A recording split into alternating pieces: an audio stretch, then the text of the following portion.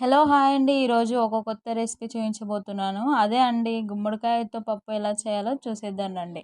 ముందుగా ఒక కప్పు పప్పుని తీసుకొని నీట్‌గా కడిగి, చిన్న గ్లాస్ వాటర్ పోసుకొని, బూడిద గుమ్మడికాయ ముక్కలు వేసుకొని, పసుపు వేసుకొని, కొద్దిగా ఆయిల్ పోసుకొని ఉడికించుకోవాలి.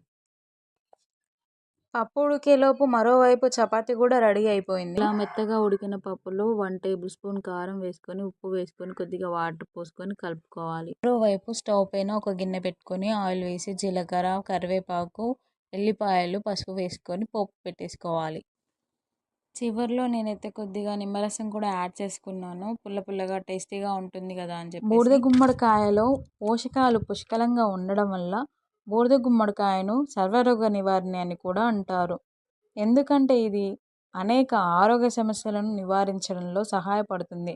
ముఖ్యంగా హైపోథైరాయిడ్, హైపర్ థైరాయిడ్ ఉన్నవారికి చాలా బాగా ఉపయోగపడుతుంది.